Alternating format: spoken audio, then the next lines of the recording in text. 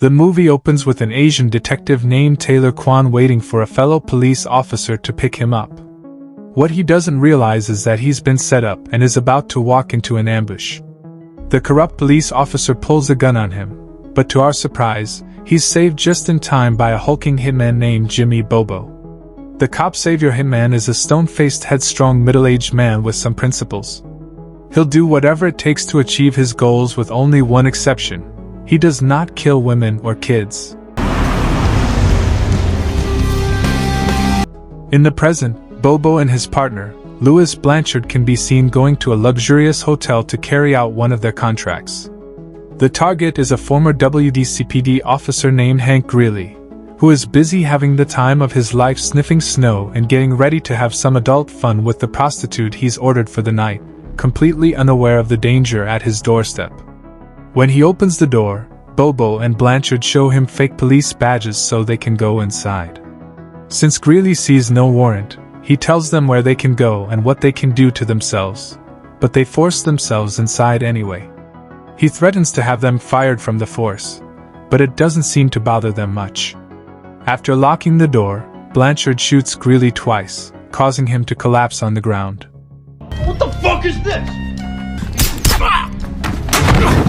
Bobo hears the running water and goes to the bathroom to check it out, only to find the naked prostitute cowering and begging for her life. As Bobo stares down the barrel of his gun, he notices a tattoo of a panther on her shoulder which he recognizes. The next thing we hear is a gunshot and the sound of breaking glass coming from the bathroom, which causes Greeley to open his eyes once more. He takes advantage of Blanchard's distraction to sneak up on him and take his gun. Just as Greeley is about to shoot, Bobo shows up and saves his partner by shooting the man once more in the head.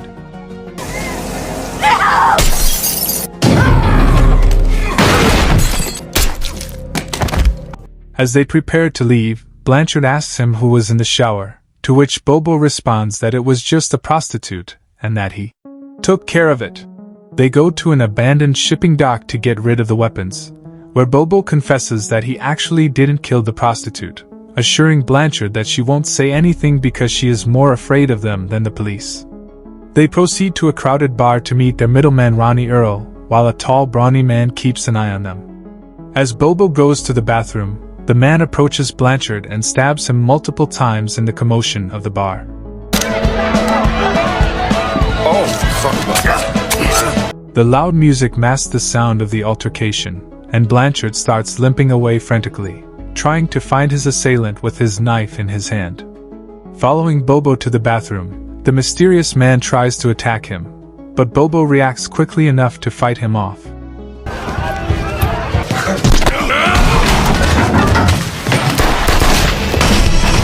He rushes outside, only to find Blanchard dead with his knife still in his hand. He takes the knife as a kind of promise to find whoever is responsible and make them pay. Detective Kwan, McKay here. Sensitive. We definitely need you to sort this out. The following day, we meet Detective Kwan from DC, the same detective from the beginning of the film who is flown in to investigate the case, as Greeley was his former partner. He arrives as the police are interrogating the Russian woman who was spared by Bobo. She explains that the killers only wanted to kill her client, but she's unable to identify them, exactly as Bobo had expected. The local PD briefs Detective Kwan about the case, questioning why the seemingly professional hitmen would leave a witness. Aside from Bobo, now the woman's tattoo has caught the detective's eye too. In the morgue, Kwan begins talking about Greeley's bad track record. It turns out that he was discharged from the force for stealing evidence from a case. A call from DC also informs the detective of Greeley's connection to Baby Jack, a gangster and protection racketeer. Furthermore, he runs a background check on Blanchard which directs him to Bobo. Kwan lets the police division know about the information, but the local PD and another officer named Detective Brown would rather solve the case themselves, so they take his gun on the pretext of not having a permit in the city and tell him off. Kwan cannot sit idle, but he lacks the necessary authorization and evidence to arrest Bobo, so he leaves him a voicemail and encourages him to meet up at a bar to exchange information about Blanchard's death. Bobo seems to have accepted the meeting while pacing around his private lake house and fantasizing about revenge. He shows up at the bar with a bottle of his favorite liquor, pays for a glass and pours himself a drink. They start conversing distrustfully. Detective Kwan explains that he's not interested in arresting Bobo and instead wants to team up with him to find the men who hired him to kill Greeley, assuming that they are behind Blanchard's murder too. Kwan establishes a joint objective with Bobo, but the latter shows no interest in collaborating with him. Change your mind, give me a call. After leaving the bar, Kwan walks through a crowded parade in the street.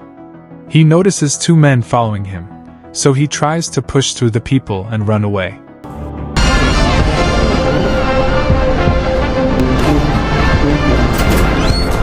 They start chasing him as he goes into a parking lot, hiding between the cars and trying to outrun them. He waits for his chance and strikes out at one of the men, taking his gun and killing him in the process.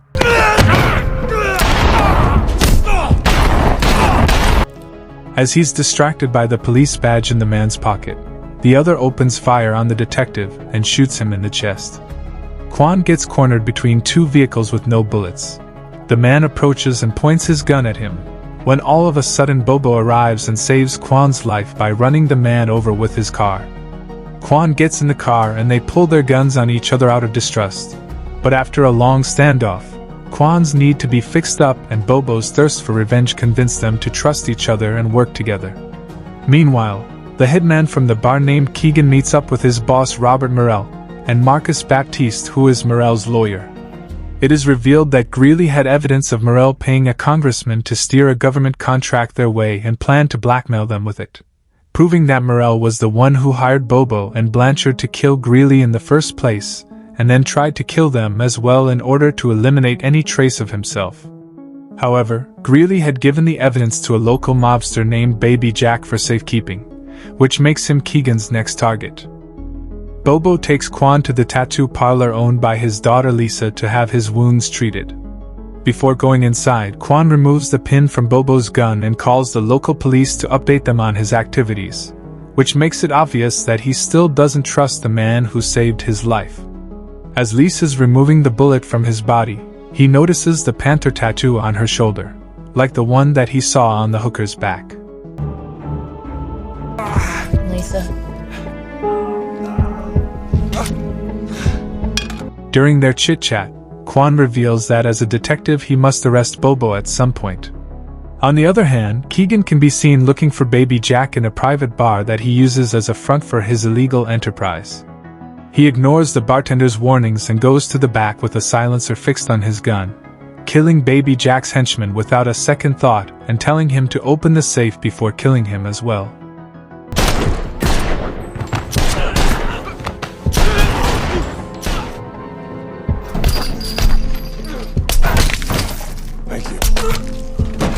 Keegan takes the evidence inside and leaves the bar before ruthlessly killing every individual there. He then gets into Morel's car and finishes his task by handing over the evidence. As Bobo and Kwan drive away from the parlor, they pull each other's legs back and forth. Bobo messes with the latter by telling him that he's not much of a detective because he thought Lisa was Bobo's girlfriend. As their conversation turns more serious, Bobo introduces Ronald Earl as their middleman for the job and the detective runs a background check on him. They decide to pay him a visit at a Turkish bathhouse where he last used his credit card. In the meantime, the horrible bloodbath at the bar is discovered by the police. Kwan and Bobo pull up to the bathhouse bickering about who gets to go inside. The detective begins babbling about his ability to kill the latter with only his phone. But Bobo goes a step further and practically shows Kwan that he can be killed with just a piece of apple. As a result, Bobo goes into the bathhouse alone. He threatens the woman massaging him and sneaks up on Earl, who denies being involved in the setup. When Bobo turns away on purpose, Earl tries to shoot him but realizes he's taken the bullets out of his gun.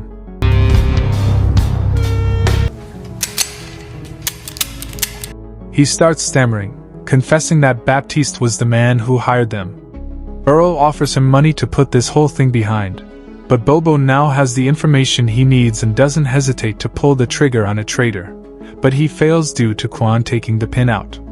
Earl tries to disarm him, pushing him against the wall as they savagely strike each other.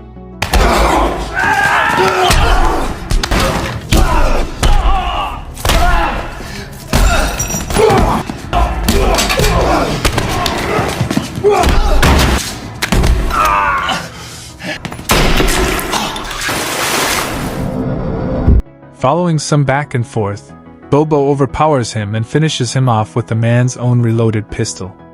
After getting out of the bathhouse, Bobo vents his rage on Quan for tampering with his gun, and they head out to find Baptiste. Don't touch my gun! They track him down and show up at a masquerade party he's hosting with their masks on. Bobo notices Keegan in the crowd while fiddling with Blanchard's knife, but the party is too crowded for him to take his revenge, so he follows Baptiste upstairs instead. He enters a room where Morel is holding a business meeting, asking if he needs anything. Morel belittles him in front of the guests, telling him to give them some privacy after bringing more liquor. He storms away and decides to pour Morel some of his special drink. Baptiste drunkenly stumbles into the bathroom where Bobo corners him and knocks him out. After carrying Baptiste away from the party, they tie him up in the back seat until he wakes up and tries to break free, causing Bobo to violently knock him out again. After learning of Baptiste's disappearance, Morel calls on Detective Brown, who apparently has been on his payroll, to locate Baptiste's phone and gives Keegan the go-ahead to kill the kidnappers. Baptiste has been taken to Bobo's secure lake house and tied to a chair for interrogation. How you doing, tough guy? After arguing over who will begin the interrogation, Quan takes the first turn and tries to get his answers using police tactics. He questions Baptiste thoroughly, trying to put the pieces together, but Baptiste plays street smart and doesn't seem to be falling for his mind games. This is where Bobo steps in, takes a hunting rifle off his wall and smacks Baptiste with it, causing the seemingly tough lawyer to start spitting out everything he knows about his connection with Ronnie, Morel's illegal activities, and Keegan. He also reveals that killing Bobo and Blanchard was just a way to tie up loose ends. After taking the flash drive containing all Morel's documents that he has in case of a double-cross situation with Morel, Bobo shoots Baptiste and blows his head up with no hesitation. Killing Baptiste did not sit well with Quan, and as they argue, Keegan and his fellow mercenaries arrive and fire a hail of bullets at the lake house, narrowly missing Bobo and Quan as they dive into the water.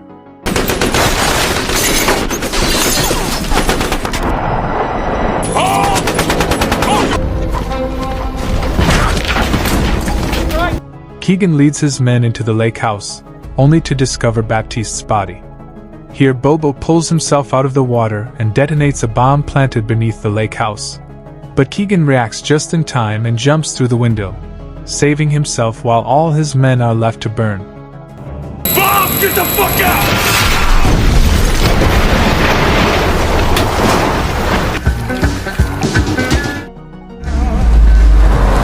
Bobo takes Quan to his daughter's house to regroup, where Quan discovers that the flash drive contains a list of people who took bribes from Morel.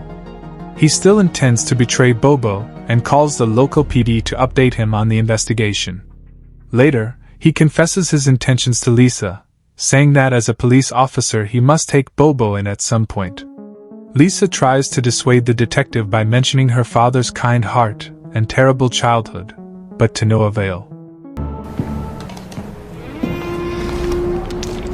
Later in the car, Bobo realizes that an emotional bond is developing between Quan and his daughter and provides him with some background on her mother. Hooker, junkie, dead 15 years. Moments later, Quan says that he's going to meet with another cop and build a case against Morel, while Bobo disagrees, saying the only way to calm him down is to take out Morel. They pull their guns on each other again and end up parting ways, with Quan threatening to arrest Bobo after he has dealt with Morel. In the meantime, Morel is seen conversing with Detective Brown, who explains that Bobo has a daughter they can use as bait to get the flash drive back. Morel instructs him to send Keegan after her, and then to terminate Keegan himself once he has recovered the flash drive. He believes that Keegan doesn't value money enough, and does his job to make a name, so he can't trust such a person. Soon after, Keegan stops by Lisa's tattoo parlor, taking her hostage after knocking out her and her clients.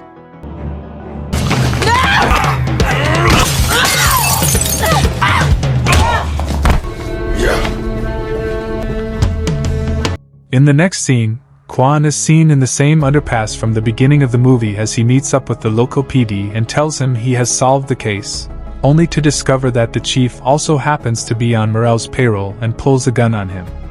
As we initially saw, Bobo arrives just in time and saves Quan's life once more. As they leave together, Bobo is contacted by Keegan, who threatens to kill his daughter if he doesn't surrender the flash drive. Bobo explodes with rage, vowing that he will not rest until the man who kidnapped his daughter is dead. Keegan has Lisa bound up on the second floor of an abandoned warehouse. Morel shows up unannounced, wanting to make sure the plan is running smoothly and undermining Keegan in the process. His obvious distrust in Keegan's handling of the situation makes the man feel disrespected.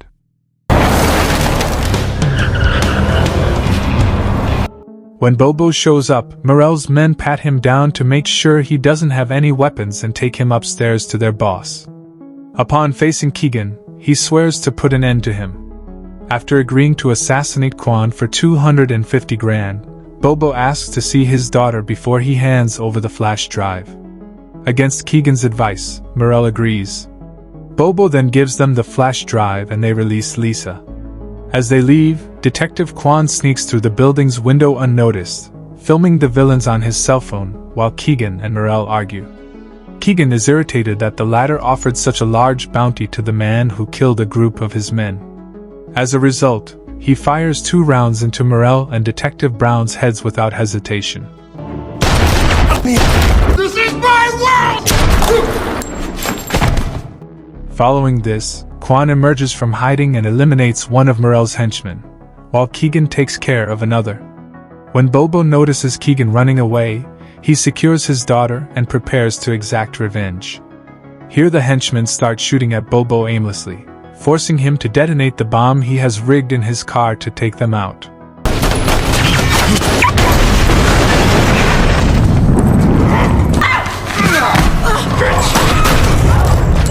Quan, on the other hand, kills the last of Morel's men who have found Lisa and saves her life just in time. Keegan and Bobo pace around the warehouse staring and taunting one another.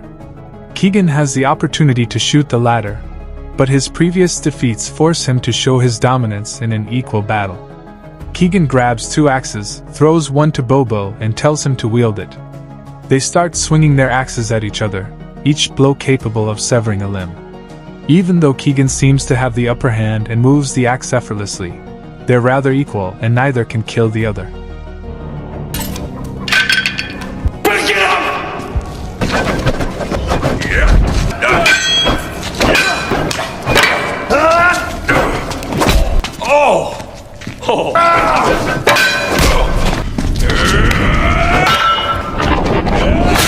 At last, Bobo gets forced into a corner where Keegan breaks his axe in half but gets his foot hacked with the blade.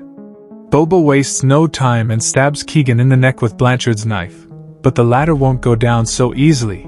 He pulls the knife out of his neck as blood's gushing everywhere and attempts to put an end to Bobo once and for all. In that moment, Quan pops up out of nowhere and shoots the bleeding man twice, saving Bobo and repaying his debt.